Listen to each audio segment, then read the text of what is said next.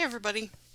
Today we're going to talk about Frank um, and a tiny bit about this next project, about what's not going to be in it actually, and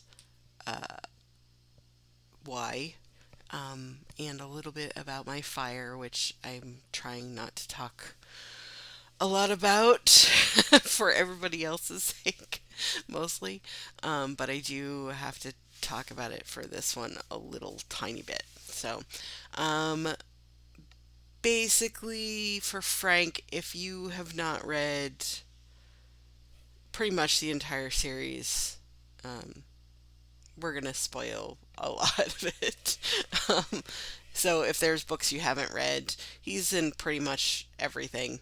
I don't except for The Cured. I think The Cured is the only book that he's not in. Same with Nella. So if you have not read um, big portions of the series, you're gonna want to skip this one until you have.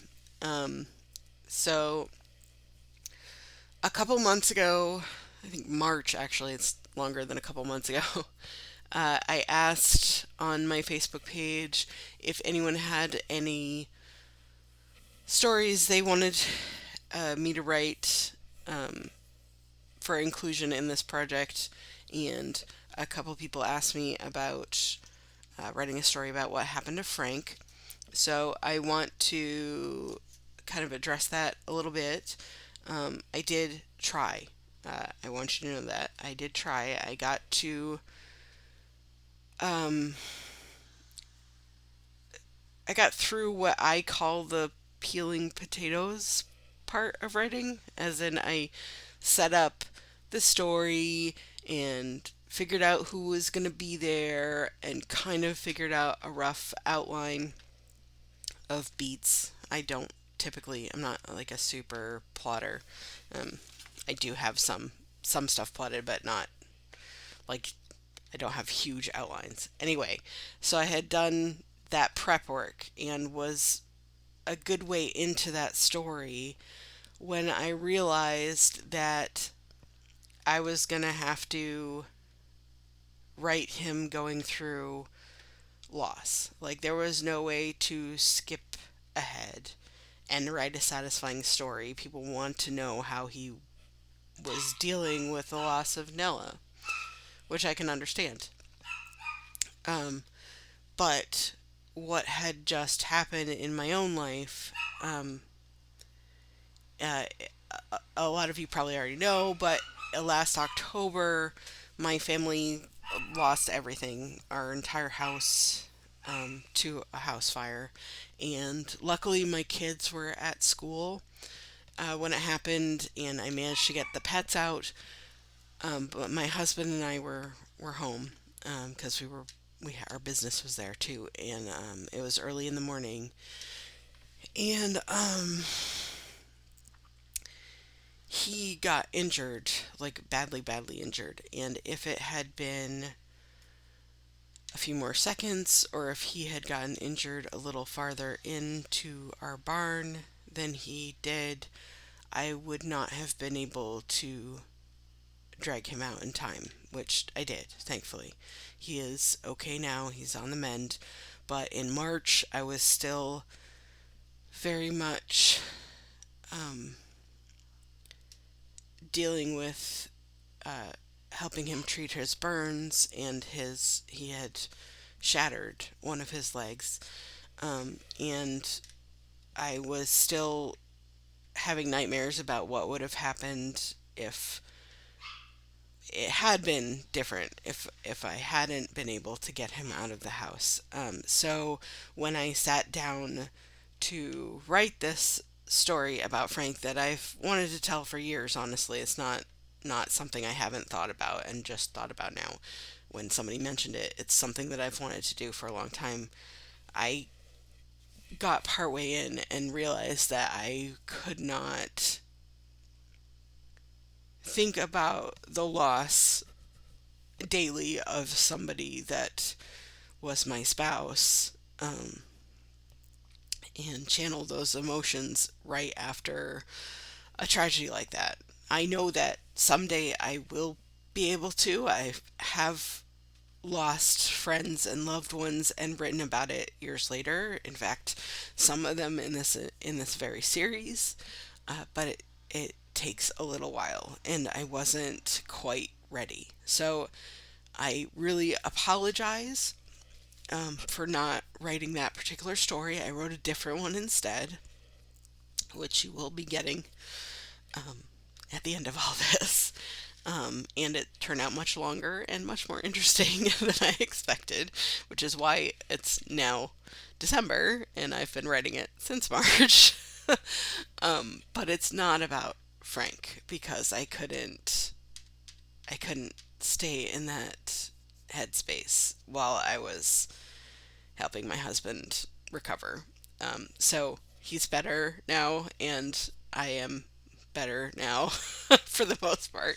So that is something that I will most likely write in the future, and I do have it partially finished. I did set everything up, like I said, and I do know what the story's going to be. I just couldn't stay in that space for that amount of time. So anyhow, that is the story you asked for about Frank. That's what happened with that, and I will continue to work on it. As far as Frank as a character, um, which is what I was originally going to talk about, um, he did not exist in the first version of After the Cure at all. Obviously, he was not the love interest because Savita was the main character. Christine was the love interest, which is why Savita and Christine are still there, and why Povalia kind of concentrates on them because kind of uses some of the things that I had written in the first version because I got pretty far before I decided it was the wrong story. Um, Frank became the framing for us to find out about Dr. Pozzo because otherwise, like Frank says, a journalist or a prosecutor is never going to find out the whole story, but a defense attorney will. So that's kind of why he exists as he exists, was kind of as Dr. Pozzo's voice, not like personality wise, but like explaining the backstory of what happened to this world. So that's his conceit. He, uh,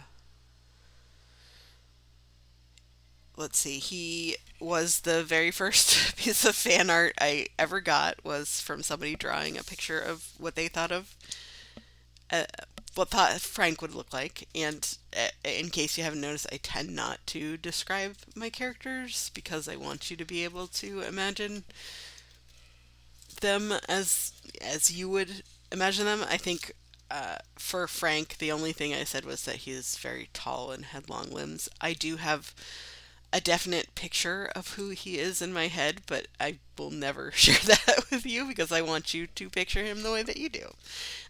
Just like for Ricky, I think I said that his nose was like a wood splitter um, blade. And that's all I will tell you about him because I want you to picture the guy in your life that you know that looks like that. Um, so that's why my characters don't have a lot of a description. So he is what you think he is, and he's bald. I also made that pretty clear. Um, he was originally not going to go back to the city with Nella after Crisis because he was so scared of becoming infected again. So I did write a version of the end of Crisis where he refused, and Nella would have to make the decision about whether to go back with or without him. Um, I ended up scrapping that because, so this is where we get into like the character arc kind of thing. Um, this is gonna sound random, and not connected, but I promise you it is. So I don't know if you've ever watched the show The Good Place. I loved that show, and not just because it's funny, it really is, but because the reason that I think that show did as well as it did was because they had definite character arcs for their characters, and they had a definite end point for them to reach those character arcs and fulfill them. And I think that's a big key in series and in shows and movies is not to push past your character arc. If somebody's story is done, then they either need a new character arc or um, you need a new main character.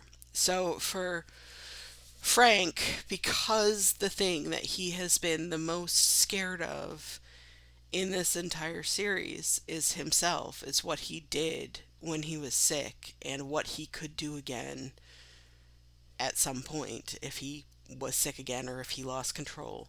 I needed him to, for his character arc, to face that fear, which is why he ends up going back with Nella. It's also why Nella ends up getting sick because he needed to face the fear of not just him getting sick, but of someone he loved getting sick and not being able to help them. That needed to be his climax, was what he would do in the face of that.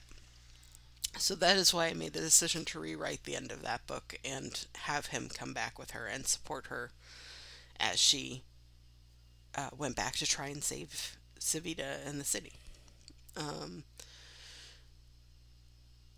so as far as their dynamic, as Frank and Nella's dynamic, um, as personalities, Nella wants to put the world back together. She wants to get things as close to possible back to the way they were. And Frank's not satisfied with that. Frank, on the other hand, wants to make the world better than it was before the plague ever was. He doesn't, that's why he tells her, nobody's coming along to put the world back. We have to fix it, and fixing it means fixing, you know, other bad things, not just having to do with the end of the world. And um, as you know, at the end of After the Cure, he and Nella go off to be like ambassadors from the city and spread the cure so that other people have it, other scientists can replicate it, that kind of thing. Nella fundamentally doesn't believe they're going to find very many people because she's been in the cure camps for a long time. So she knows that the numbers are diminishing. It's been 8 years. The chances of very many people, still very many infected, still surviving this long are really small, which is why they basically don't find anyone until they get to um, Ruth and Juliana, who are physically keeping people. So the people they would have found would have been families that were hanging on to their loved ones, hoping that something would change. Um, Frank, on the other hand, is kind of more optimistic. He thinks that there are lots of people out there that need this. The reason that he is eager to explore is not just for the fun of it, it's because he truly believes that he can save people. So that's their fundamental difference, is she's going kind of as a token gesture, more to establish what's still out there, and he's going because he thinks that he can save people. So that's not that she would be opposed to that, she just doesn't believe that. Let's see, what else did I want to tell about him? Um, he was originally a prosecutor. He was not the defense attorney. I made him into the defense attorney for the same reason that I changed the story in the first place, because we wouldn't get all of Dr. Pozzo's story if he was the prosecutor. The boat was more of I don't know, a way to get them to open. Like, I knew if I was going to continue the series, I would want to see what other places did to deal with the plague. So that's why he wanted the boat, um, was so that we could see what happened in other places, because there's no trains or planes at this point. Um, and yeah, I think that's all the behind the scenes for Frank. I guess pretty much everything else is kind of what you see on the page for him. He's he was pretty well formed when I wrote him down, rather than like just the beginning of where he came from is the only real things you didn't know about him. So I guess that's it for him. If you have questions, obviously, let me know. Happy to answer them. I'm sure there's stuff I forgot. And tomorrow we'll talk about Bernard and his canoe. So I will see you tomorrow.